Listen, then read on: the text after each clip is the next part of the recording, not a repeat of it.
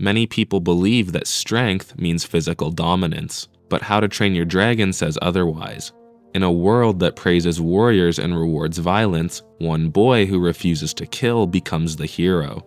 But Hiccup doesn't become strong by dominating others. He does so by listening, choosing mercy, by using compassion when all the so-called warriors around him are scared. His relationship he develops with Toothless shows that compassion isn't a weakness to overcome, but a force strong enough to change hearts, reshape communities, and rewrite what it means to be a hero. And that's why the story influenced my childhood. It challenges the meaning of bravery and shows that real courage can be quiet, gentle, and kind. Along with many other children, I learned that we don't have to become what others expect us to be, because at its core, How to Train Your Dragon teaches us how powerful it can be when we choose compassion over destruction. And I think that now more than ever, in a world full of noise, pressure, and division, that lesson might be the most important one that a child can learn. The village of Berk is defined by a single belief. Dragons are dangerous, and killing them is a rite of passage. This worldview is not just a cultural norm, it's a foundation upon which their entire society is built.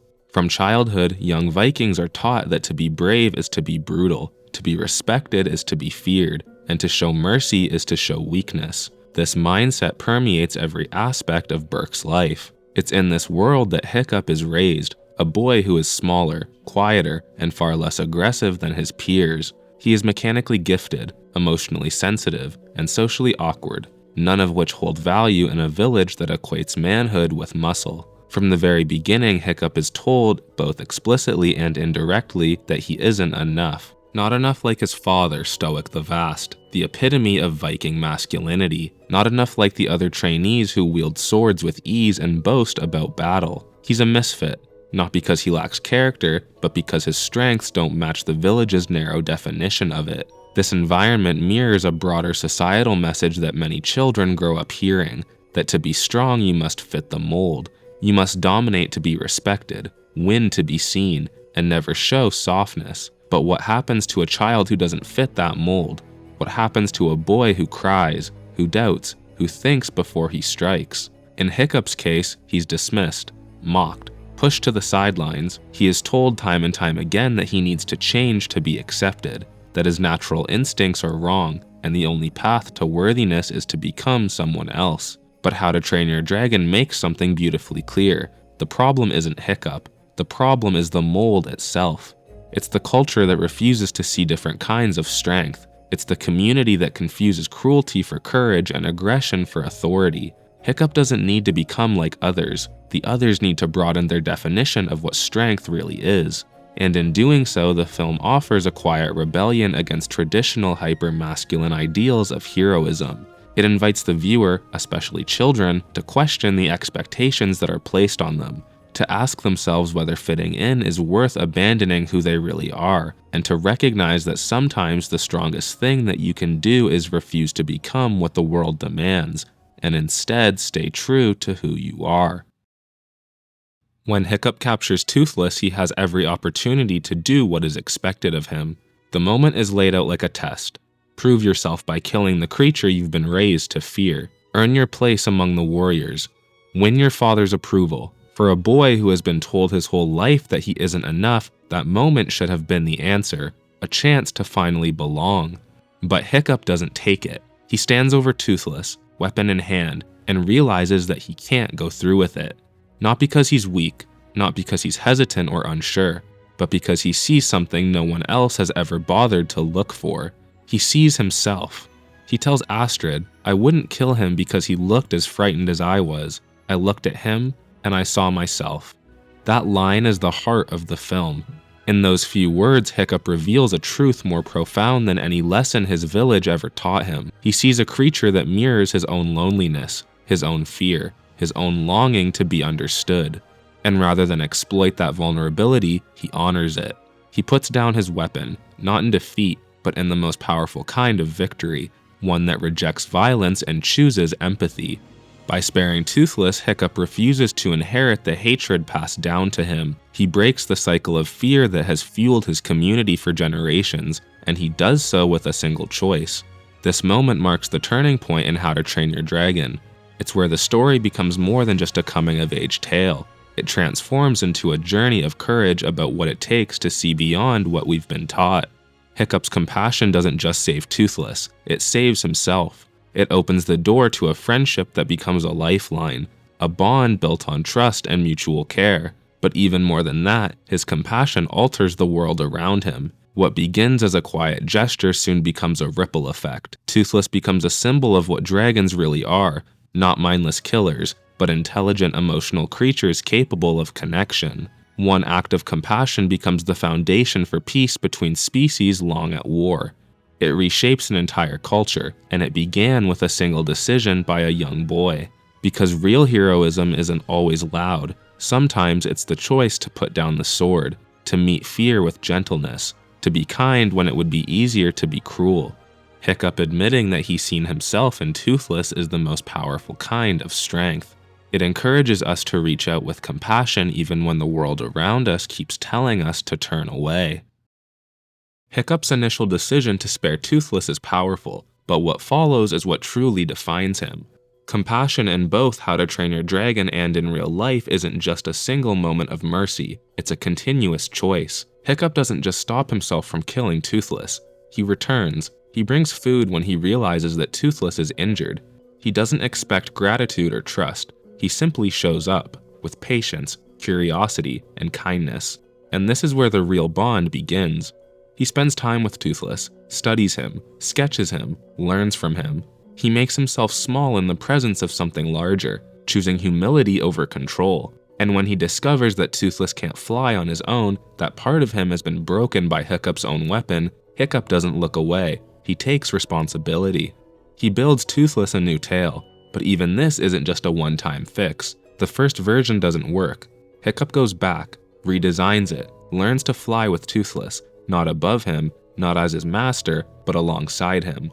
He creates a system that depends on cooperation. They can't succeed without each other's trust. Every adjustment to the saddle, every test drive, is another way of saying I see you, I care, I'm willing to try again until we can get this right. And that transformation doesn't go one way. Toothless too begins to change. The dragon who once roared and recoiled now leans in. He watches Hiccup with attentive eyes. He lets his guard down, piece by piece. And eventually, when it matters most, he protects the boy who once spared his life. When it's time for Hiccup to kill a dragon, the crowd watches expectantly. His father, his peers, his village, all of them waiting for him to prove that he belongs. But Hiccup doesn't attack. He drops his weapon, and in doing so he becomes vulnerable, not just to the dragon in front of him, but to the rejection of everything he's ever known. And when the monstrous nightmare turns on him, it's not a Viking that saves him, it's Toothless. He crashes into the arena and shields Hiccup with his body. In front of everyone, this beast whom the village feared becomes the protector, not out of instinct, but out of love. Toothless doesn't do this because Hiccup is his master, he does it because Hiccup is his friend. This moment is more than just a dramatic rescue, it's the full circle of their relationship. Hiccup gave without expecting anything in return, and Toothless, in time, gave back. Through these small, consistent acts, How to Train Your Dragon teaches us, and especially the younger generation, that compassion isn't a spontaneous act of kindness, but a way of living, one that has the power to transform fear into trust, strangers into friends, and wounds into something worth healing. Beneath the crashing wings and firestorms of the Red Death lies something more significant, a quiet, emotional revolution. This final battle isn't just about survival. It's about unlearning everything that a culture has taught. Up until this point, Hiccup has been nearly alone in all of his beliefs. His compassion was seen as weakness. His friendship with Toothless was treated as betrayal. Even his own father refused to try and understand him. Stoic's love was never in question, but it was shaped by fear and tradition. He believed that protecting his son meant forcing him to become more like himself. And when Hiccup revealed that he had been secretly training a dragon, Stoic's response wasn't fury, it was heartbreak. He saw it as the ultimate failure, a sign that his son had turned against everything that he stood for. But what Stoic couldn't see until the final battle was that Hiccup hadn't turned away from strength, he had simply redefined it. When the Red Death emerges, it becomes clear that the old ways are no match for this new threat. Stoic, the leader of an army of dragon killers, is quickly outmatched, and just when all seems lost, Hiccup arrives with more dragon riders.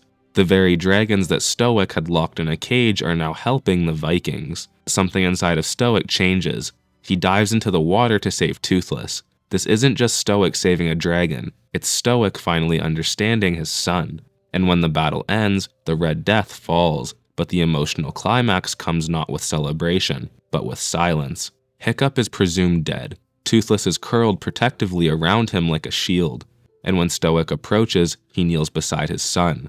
And in a few soft words, he does something many parents never do. He apologizes.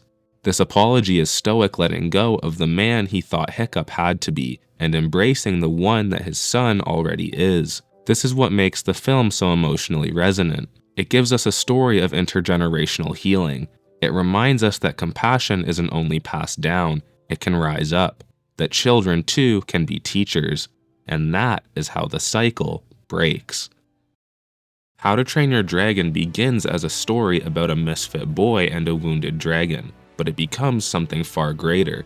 A tale about how compassion can undo centuries of fear, redefine what it means to be strong, and heal the distance between who we are and who we're told to be. And the impact of that message matters. I grew up with this film, and as I've gotten older, I've grown into its lessons, because compassion isn't just something children need to be taught. It's something that adults need to remember. In a world that still mistakes cruelty for courage and silence for strength, this story reminds us that real bravery is often quiet. The film builds a simple idea, that we don't become heroes by defeating others, but by changing how we see them, and ourselves. And that is the true power of compassion. It doesn't just tame dragons, it changes people, it mends families, it reshapes entire worlds. So when we look back on stories that defined us, that made us feel seen, that taught us to lead with our hearts, it's worth remembering why How to Train Your Dragon is timeless. Not just because it entertained us, but because it dared to tell us something deeper. That one of the greatest strengths we'll ever have is the courage to choose compassion.